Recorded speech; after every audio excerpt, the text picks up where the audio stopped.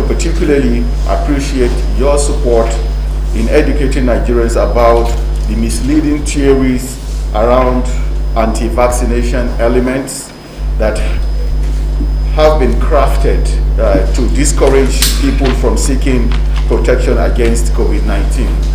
Although it is increasingly evident from independent voices that the conspiracy theories are fake and misleading, we need to remain on the alert and continue to provide Nigerians with factual information to enable them see the need to get vaccinated against COVID-19. We must follow all guidance, information, and make sure that the information vacuum that mischief makers will take advantage of are closed rapidly. It is with the support of our mainstream media that Nigeria has successfully vaccinated 3,938,945 eligible persons across 36 states and the FCT. This represents about 98% utilization of the 4,024,000 doses of the Oxford AstraZeneca vaccine that we received from the COVAX facility in March of 2021. This comprises 2,534,205 people who have been vaccinated with the first dose and 1,404,205 people who have received their second dose of the vaccine. In the course of this exercise, the country recorded 14,550 cases of mild to moderate adverse events following immunization, with only 148 cases considered to be severe. However, we did not record any case of deaths directly associated with COVID-19 vaccination. Accordingly, the country has officially ended the first phase of its strategic COVID-19 vaccination plan and is now preparing to commence the second phase in the next few weeks. We have also received communication about the delivery of the follow the country.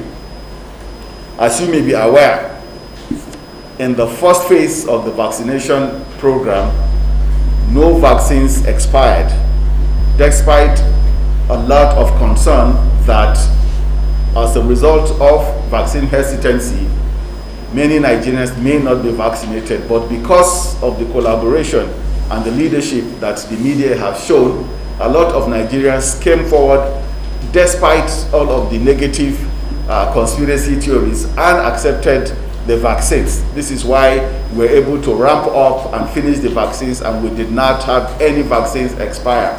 As a matter of fact, we do have a batch of the vaccine that was set to expire by July 29th. But you can see how far off from July 29th we are, and as of Friday last week, we already finished the vaccination of Nigerians for the first phase. We now have a lot of Nigerians that are calling and asking for vaccines.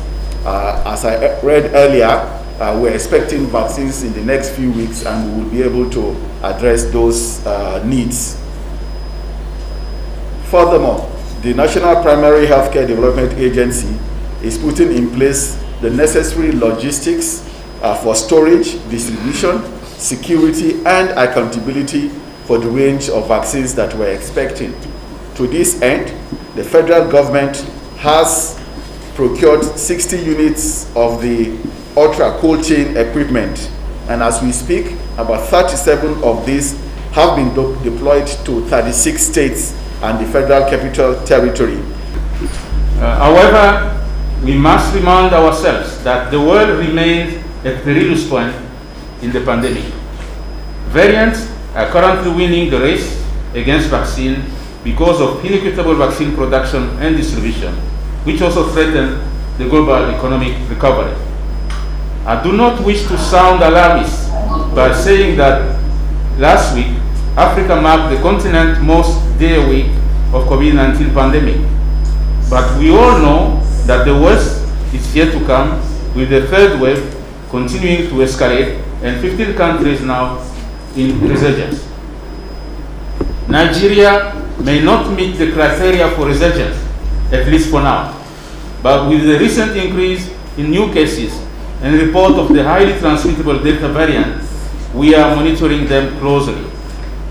However, the need exists to stress that the Delta variant is dangerous and is continuing to evolve and mutate, which require constant evaluation of the public health response. With Nigerians' antecedent during the first and second wave, I'm very confident that we can still blunt the impact of these new infections if everyone, everywhere, plays their part by taking precautions to prevent the transmission. Such a recommendation. However, we are also in discussion with the EU member state through the European Medicine Agency to find a solution. And I would like to re-emphasize that it's just a matter of administrative purpose.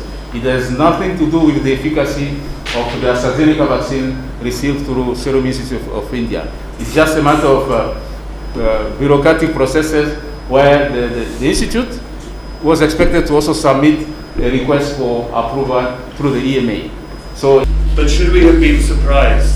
The network that Nigeria has around vaccination, using it for routine immunization, using it for polio, measles campaigns and other preventable vaccinations for diseases.